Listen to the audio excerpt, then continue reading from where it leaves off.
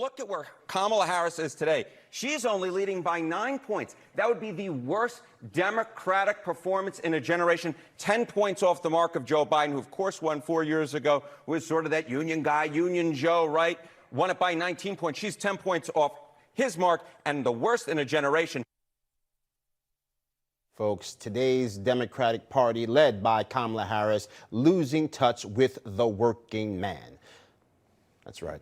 It's going downhill, folks. A union representing U.S. dock workers now claiming about 45,000 members will walk off the job a few hours from now when the clock strikes midnight, kicking off what could be a massive strike, likely shutting down ports across the East and Gulf Coast. Here to discuss this and more, Florida Congressman Byron Donalds.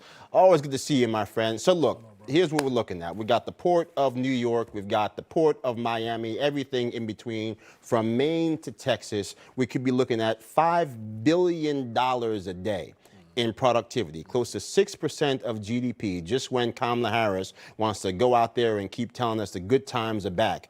Talk to us about what that means in your state, but also let's talk about what that means for all the people trying to get fresh groceries on a day-to-day basis. It'll be devastating for Florida, but it's going to be devastating for every hardworking man, woman, and child in our country.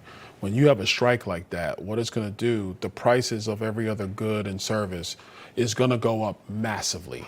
Christmas, massively more expensive. Thanksgiving, immensely more expensive.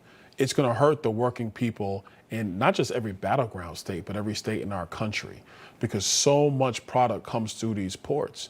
Joe Biden can use federal law to stop that strike right now.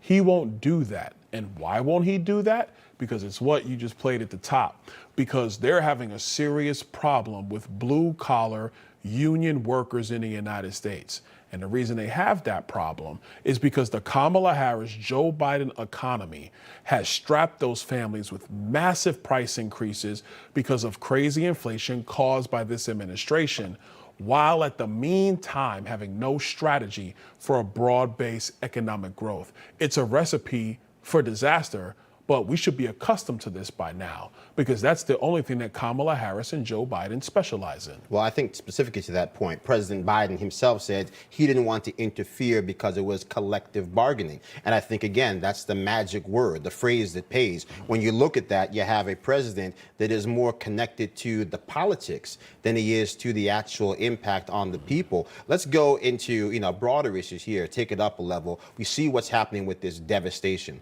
with this hurricane that's ripped through your state, ripped all the way up the coast. We talked about at the top of the show, rural America being abandoned by this administration, from East Palestine, where the president said he would go soon and then didn't show up for an entire year. As I say, they like to show up to commemorate your pain, but they never want to do anything to actually make sure that pain comes to an end. No, you're absolutely right. Listen, they're nowhere to be found when crisis hits. When the crisis happens in America, they're not here with us. They'll talk about it from the White House. Karine Jean-Pierre will go out there and say whatever she says.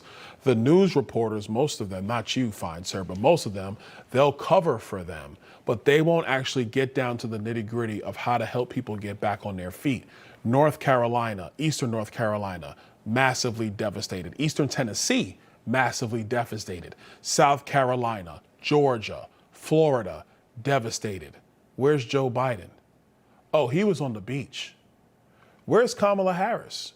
She was out west raising money, got on a plane, got on Air Force Two, not just any plane. She ain't flying Delta. Right. She's not flying United. She's flying Air Force Two on everybody's dime.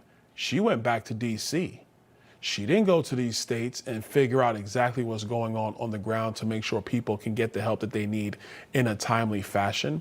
This is what happens when you elect people who really don't have an idea of how to fix problems and how to set people up for success.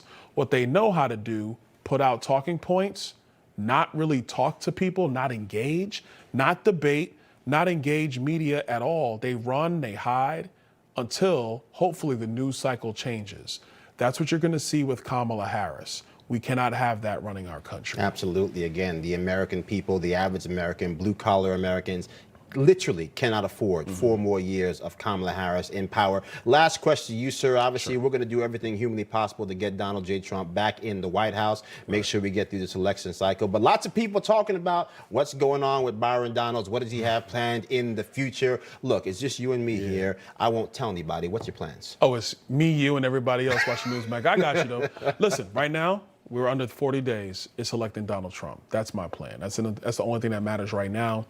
We have a precious country, but we have terrible leadership. We got to save it. He's the man for the job. After that, we'll see what happens. All right, my brother, appreciate you. Always good to see you here on my home turf in New York. So I guess that means I'm getting stuck with a tab. But all right. You said it. I didn't.